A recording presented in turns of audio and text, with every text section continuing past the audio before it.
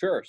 When it comes to when someone's talking about endoscopy as a gastroenterologist, so I'm talking about flexible endoscopy. So what it is it's a long, skinny tube with that's about between that big and that big, depending on which orifice it's going in. That long skinny tube has a camera at the end of it and a light source, and the tube has usually at least one channel, sometimes several channels that we can pass instruments through, as a control. I have a control in my hand, and then the other hand is we put patients to sleep to have these procedures done to them, because it's in the past, we actually, 100 years ago, we'd have patients wide awake in various forms of this. But since about the, 70s, 80s, we've been sedating people pretty routinely for them. And nowadays, where you're breathing for yourself, so you don't have to have a breathing tube in like you would for a lot of surgery. But we still have you completely asleep.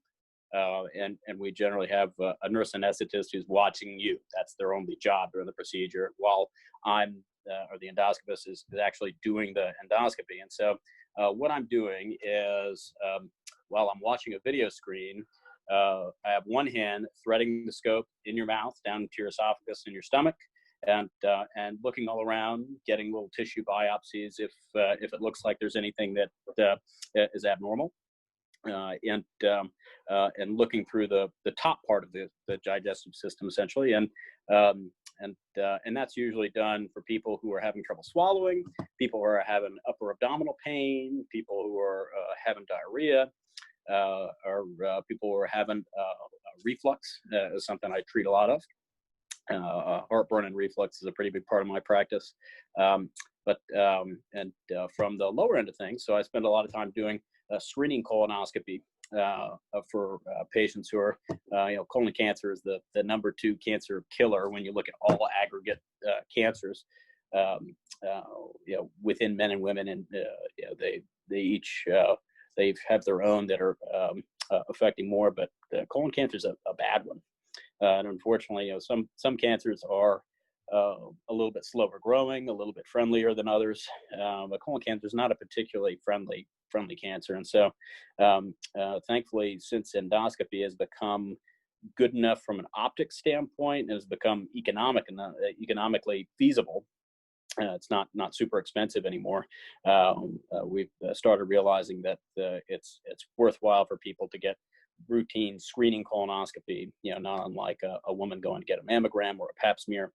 And so that's, I'd say at least 25% of my practice, or any gastroenterologist practice, sometimes more, sometimes less, is doing a screening colonoscopy. So we have patients take a full bowel cleanse the day before they come in, and they come on in, and we put an IV in them, put them to sleep, and while they're sleeping, I go on the other end with a slightly different scope. It's a little bit longer.